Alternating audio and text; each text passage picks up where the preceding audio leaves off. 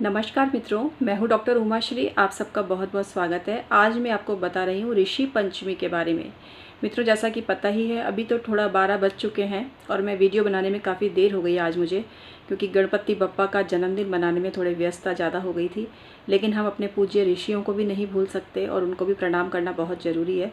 इसलिए मैं लेट बना रही हूँ वीडियो, लेकिन सुबह आपको जब आप जगेंगे तो आपको वीडियो मिल जाएगी। तो ऋषि पंचमी की हार्दिक शुभकामनाएं। हमारा ये जो देश इतना गौरव को प्राप्त किए हुए है, ये हमारे पूज्य ऋषि मुनियों की वजह से ही है, जिन्होंने हमें संस्कारित किया और सही मार्ग दिखाया। ऋषि पंचमी जो है भाद्रपद मास की शुक्ल पक्ष की पंचमी को मनाया जाता है और ये इस बार पड़ रहा है 23 अगस्त 2020 को, यानी कि आज। तो इस दिन को कैसे सेलिब्रेट करना है ये मैं आपको विस्तार से बताती हूँ और इस पर मैं अलग से एक वीडियो भी बना रही हूँ, वो भी आप देखना। तो ऋषि पंचमी जो है, इसको मनाने के पीछे बहुत सारे रीज़न हैं, लेकिन मुख्य रूप से ये स्त्रियों को बहुत ही वरदान देने वाला दिन है।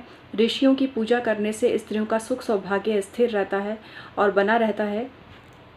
आजकल की जो आधुनिक महिलाएं हैं, जो रजस्वला होने को दोष नहीं मानती हैं, इसकी एक कहानी भी है जिसमें रजस्वला स्त्री के हाथ का खाना वर्जित बताया गया है। और वैसे भी मैंने भी देखा था, मतलब काफ़ी पहले से, जैसे हमारे रिश्तेदार भी थे कई, जो कि पीरियड्स में जब कोई भी महिला होती थी तो उसके हाथ का खाना नहीं खाते थे।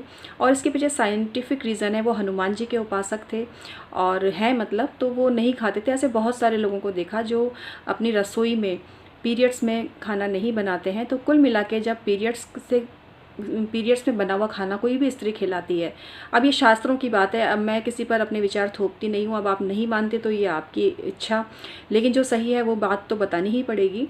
तो इसको काफ़ी दोष माना गया है और जिनके घर में हम कहते हैं ना पितृदोष है या संतान संस्कारी नहीं बन रही है, तरह तरह के दोष परिवार में व्याप्त हैं, तो इसका एक बहुत बड़ा कारण ये है कि रसोई में पीरियड्स में होने के बाद भी स्त्री का खाना बनाना और घर के लोगों का उस खाने को खाना, ये बहुत ही बड़ा दोष निर्मित करता है। और सबसे बड़ा पितृदोष, सारे दोष इसी से निर्मित होते हैं।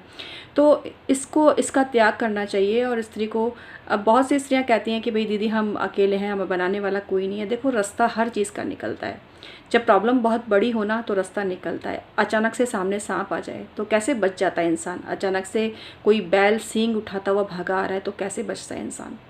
कुल मिला के हर तरह से बचने के यत्न करता है, लेकिन जब संस्कारों की धरोहर को संभाल कर रखने की बात आती है तो लोग इसके लिए तैयार नहीं होते। यहाँ इस बात पर बड़ा दुख है। चलिए फिर विषयांतर हो जाएगा। और मैं हूँ डॉक्टर उमाश्री, आपकी अपनी ज्योतिषी। आज फिर आपको एक ऐसी जानकारी दे रही हूँ जो बहुत ही काम की है। तो ऋषि पंचमी जो है, इसको मनाने के पीछे ये है कि जो भी पाप जाने अनजाने में हो गए हैं, उन पापों का निपटारा होता है और ऋषियों के आशीर्वाद से स्त्रियों के सारे दोष समाप्त होते हैं और उनके आशीर्वाद से उनके घर में धन, वैभव, पति को और संतान को समृद्धि की प्राप्ति होती है। इस व्रत को स्त्रियों के साथ साथ पुरुष भी कर सकते हैं, ऐसा कुछ नहीं है कि स्त्रियों को ही करना है।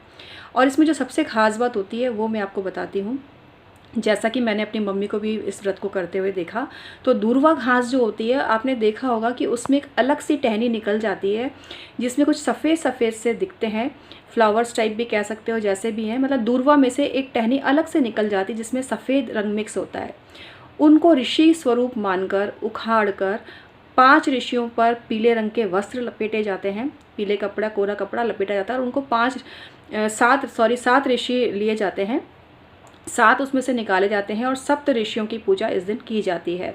तो 7 ऋषियों की पूजा करने से घर में हर तरह के कष्ट समाप्त होते हैं और सुख सौभाग्य आता है। ये इस व्रत की सबसे बड़ी खासियत है। और इसमें जो मीठे चावल का भोग बनाकर ऋषियों को लगाया जाता है और मीठे चावल का ही सेवन इस दिन किया जाता है।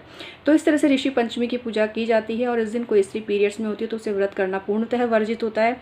और वो जो भी ऋषियों के लिए जो भोजन बनाया जाता है, जो प्रसादी के रूप में अर्पित किया जाता है, उसको स्पर्श करना भी मना होता है।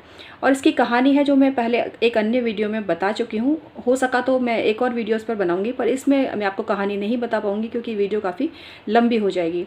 तो इस तरह से आपको ऋषियों की पूजा करनी चाहिए। और ऋषियों की पूजा जिस घर में होती है उस घर में संस्कारित होते हैं लोग। और सबसे बड़ी चीज़ है, धन संपदा, वैभव, सारे सुख के साधन मौजूद हो जाते हैं और हर तरह के कष्ट मनुष्य के जीवन से समाप्त हो जाते हैं। ऐसा भी कहा गया है कि जो स्त्री इस ऋषि पंचमी व्रत को करती है वो उसे सौंदर्य भी प्राप्त होता है, पौत्र पौत्रादि से युक्त होकर, पुत्र पौत्रादि से युक्त होकर वो सारे जीवन को सुखपूर्वक भोगती है, पति का सुख भोगती है और अंततः मोक्ष को प्राप्त होती है। लेकिन कुल मिला के ये जो दिन है बहुत ही शुभ और पवित्र है और इस दिन रक्षाबंधन भी मनाया जाता है। और कुछ लोग तो एक जो रक्षाबंधन आता है उसी पे बनाते हैं, लेकिन राजस्थान में मैंने देखा है कि कुछ कायस्थ लोग हैं या बनिए भी लोग हैं या पारिक परिवार के लोग हैं जो मेरे मिलने जुलने वालों में भी हैं, और उनका जो रक्षाबंधन होता है वो ऋषि पंचमी के दिन भी बनाया जाता है। तो कुल मिला के इस दिन रक्षाबंधन की पूजा भी होती है और साथ ही साथ ऋषि पंचमी भी इस दिन मनाई जाती है। तो इस दिन को बहुत ही शुभ और पवित्र माना गया है। तो ये दिन आपके लिए बहुत शुभ हो, मंगलमय हो। और मैंने आज ऋषि पंचमी का महत्व आपको बताया। रजस वाला स्त्री को ये व्रत वर्जित है पूर्णतः, और इसके पीछे रीज़न भी मैंने बताया कि जो इस व्रत को स्त्री करती है उसको इन नियमों का भी पूरे वर्ष भर पालन करना पड़ता है कि उसके घर में पीरियड्स में कोई भी स्त्री खाना नहीं बनाती है। इसका कोई भी विकल्प आप जो चाहें ढूंढें, क्योंकि रास्ता जब निकालना होता है तो रास्ता निकल जाता है, नहीं निकालना हो तो 100 बहाने होते हैं, मेरा तो ये मानना है। तो आज का वीडियो मैं समाप्त करती हूँ मित्रों, कैसा लगा ज़रूर बताइएगा। और ऋषि पंचमी पर मैं और भी जानकारी आपको देने जा रही हूँ, तो चैनल को सब्सक्राइब कीजिए। एक से बढ़कर एक जानकारी इस चैनल पर आपको मिलती है। इसके अलावा अपनी कुंडली का परामर्श भी लीजिए मित्रों। 23 वर्षों से भी अधिक का समय हो गया है मुझे ज्योतिषीय परामर्श देते हुए। तो आप क्यों वंचित रहते हैं, क्यों आप अपनी प्रॉब्लम्स को दूर नहीं करते। और आपको मैं एक चीज़ और बोल दूँ, बहुत से ऐसे लोग होते हैं जो कई बार अपनी ही कुंडली दिखाते हैं, परिवार के सभी लोगों की दिखानी चाहिए आपको कुंडली। कई बार ऐसा होता है स्त्रियां अपनी कुंडली दिखाती हैं, पति की नहीं दिखाती, जबकि पति की कुंडली में बहुत ही प्रॉब्लम होती है। तो मेरा आपसे यही कहना है कि सभी की कुंडली दिखाइए, जिससे कि आने वाले संकटों से आप बच सकें। इसके अलावा यदि कोई भी मार्ग दिखाई नहीं दे रहा है, स्वास्थ्य संबंधी बहुत ही ज़बरदस्त दिक्कत हो रही है, तो आपको रेकी हीलिंग जरूर करवा लेनी चाहिए। रेकी हीलिंग और एंजल हीलिंग काफ़ी फ़ायदेमंद होती है इसमें। आज का वीडियो मैं समाप्त करती हूँ। ऋषि आपको आशीर्वाद देवें और ऋषियों की कृपा आपके परिवार पर बनी रहे।